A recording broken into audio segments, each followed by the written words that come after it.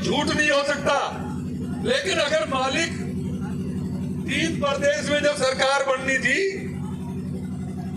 तो लोग कहते थे 1 आएगी, और मैंने कहा 1 नहीं 3 आएगी, और 3 ही आई। नमस्कार दोस्तों, आप देख रहे हो टैलेंट ऑफ हरियाणा। आज आपको लेके चलते हैं समालका। श्री मनोहर लाल खट्टर सांसद पद के उम्मीदवार करनाल लोकसभा के समर्थन में जनसंवाद कार्यक्रम किया गया, जिसमें आयोजक पूर्व मंत्री करतार सिंह भड़ाना रहे। इसमें काफ़ी जन सलाह उमड़ा। आइए वीडियो के अंत तक जरूर बने रहें। जय हिंद, जय भारत। और मंत्री करतार सिंह भड़ाना ने क्या कहा, वीडियो के अंत तक जरूर बने रहें। आपको लेके चलते हैं आयोजन स्थल पर। आप सबका तहे दिल से बहुत बहुत धन्यवाद। जय हिंद। सरपंच साहब जो है हमारे क्षेत्र के बहुत ही कर्मठ कार्यकर्ता हैं, जिनके ऐसा कार्यकर्ता कोई दुख।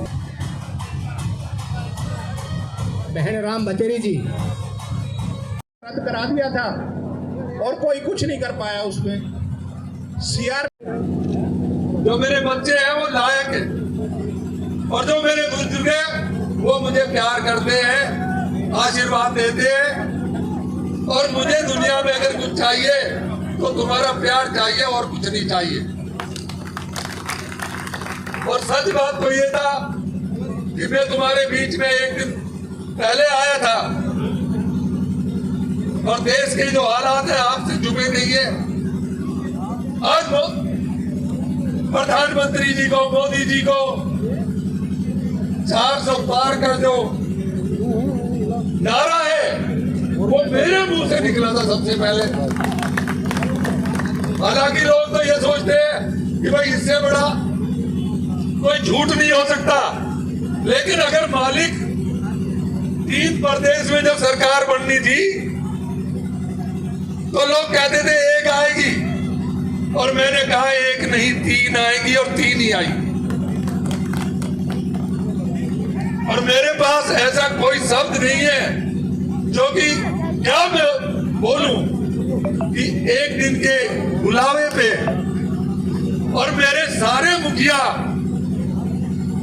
पूरे हल्के के ही नहीं बल्कि इस इलाके के जो साथ में हमारी कॉन्स्टिट्यूंसियां लगती हैं, उनसे भी मेरे जो प्यार करते हैं, जो उनने मुझे आशीर्वाद दिया था, वो लोग आज मुझे दर्शन देने आए। मेरे कोई शब्द नहीं जिनसे उनका मैं आभार प्रकट करूं। लेकिन मैं एक बात कह के अपनी आपको तसल्ली दूंगा कि जब तक करतार बढ़ाना है, आप कोई भी ये नहीं सुन सकते कि करतार बढ़ाना ने कहीं गलत किया, या जो करना चाहिए था वो नहीं किया। आपके सलाह मिली, आपका प्यार मिला, यहां से मैंने राजनीति शुरू की। मैं तो कभी आना भी नहीं चाहता था, जबरदस्ती आना पड़ा क्योंकि मुझे यहाँ का कर्ज चुकाना था और तुम्हारे बीच में आना था। अब एक बात में और, अब पता नहीं कहते हैं ना कि हम अब तक जो हमारी अस्थियां थी वो जाती थी मेरठ,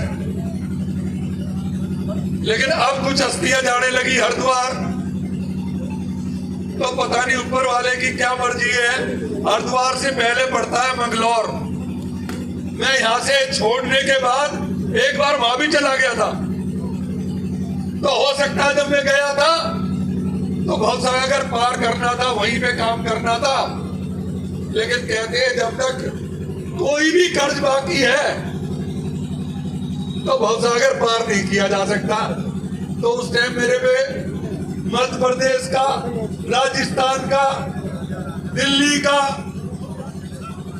पंजाब का, पता नहीं कितने प्रदेशों का कर्जा था, मध्य प्रदेश का। लेकिन अब लगता है कि वो मैं सब चुका हूं। और अब मैं मंगलौर में ऐसी जगह झोपड़ा बनाने जा रहा हूं कि जहां मेरा हल्का बहुत जाता है। बनवासी में जो है लाइन लगती है, तो मैंने वहां बोला है कि भाई एक झोपड़ा जरूर बनाऊंगा, विधायकी करूं ना करूं, लेकिन सेवा जरूर करूंगा अपने लोगों की आते जाते की। तो मैं एक भी बात कहनी जरूरी है कि वहां के हालांकि अपोजिशन के लोग तो कहते ही है, यहाँ भी कहते होंगे, कई लोग तो सोचते होंगे कि भाई मैं इलेक्शन की वजह से ही आया हूँगा, लेकिन सच बात यह है मेरा ये पुराना हलका है और मैं इसको अपना घर समझता हूँ। और देश के लिए प्रधानमंत्री का जो सोच और लक्ष्य है उसे पूरा करने के लिए हमें 400 पार करनी पड़ेगी।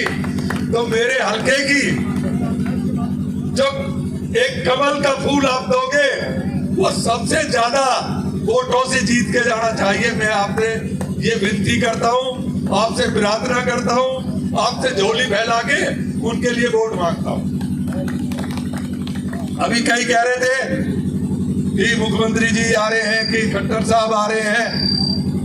मैं आपका एक चौकीदार, आपका एक बच्चा, मैंने ही ये प्लान बनाया था कि मैं अपने हलके में जाऊंगा और सबको प्रार्थना करके आऊंगा कि अब की बार 400 पार में आप सबसे आगे होके, आगे बढ़ के काम करें। लेकिन अगर और भी आपका कुछ नहीं कर पाऊंगा तो परमात्मा से दुआ करूंगा कि मेरे मालिक संभाल खेगा।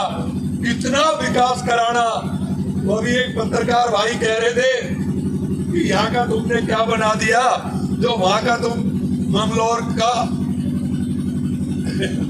मतलब इतना विकास मेरे मुंह से निकल गया था कि भाई मंगलौर को मैं बेंगलोर बना दूंगा। तो कहने लगा यहाँ क्या बना दिया। मैं कि यहाँ तो आप मेरे अपनों से पूछिए कि मैं क्या बनाने के लायक था, जिसके मैं लायक था, जो मैं दे सकता था, और वो था मेरे पास सम्मान। कोई बुजुर्ग मेरा ये बता दे कि मैंने उसका सम्मान नहीं किया जितने दिन भी बीच में रहा हूं, और अब 20 साल के बाद आपके बीच में आया हूं। तो आप ये हाथ उठा के बता देना मंगलौर वालों को कि तुमने मुझे नहीं हराया, ना तुमने मुझे यहाँ से कभी भेजा। हमेशा कहते रहे कि करतार बढ़ाना यहाँ आ जा, और मैं ये कहता रहा कि मेरा जितना कर्ज था वो मैंने यहाँ से चुका दिया, अगर बाकी होगा तो फिर कभी आऊंगा। लेकिन अब जब आया हूं तो मैं ये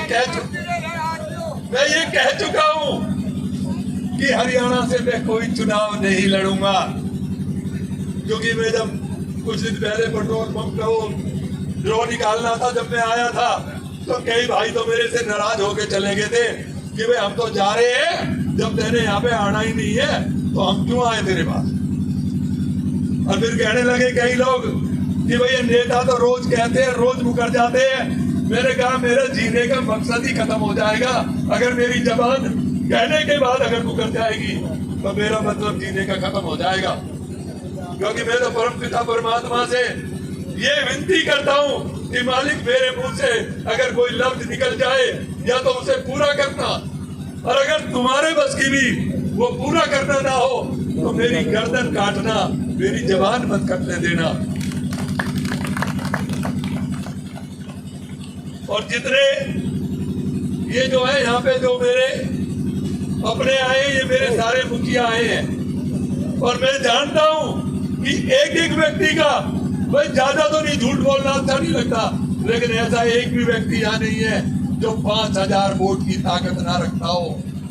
वो अपने ऊपर वाले की जो आवाज है ना, जब वो बनाना चाहता है ना तो कोई विपक्ष और कोई रोक नहीं। मैं देखो, मैं सर्वेयर तो हूँ नहीं, कौन सर्वे कर रहा है, कैसे कर रहा है मुझे नहीं पता, पर मुझे ये पता है कि अब की बार 400 पार, और जो 2 बार की सरकार है ना उससे भी अच्छी सरकार, क्योंकि मोदी जी ऐसा कर सके जो मजबूती के लिए चाहिए वो पार कर सके, और देश के लिए कोई ऐसा काम जो दुनिया में हमारा नाम हो। और मोदी जी जब तक है, जब तक इस देश का विश्व गुरु में नाम हो।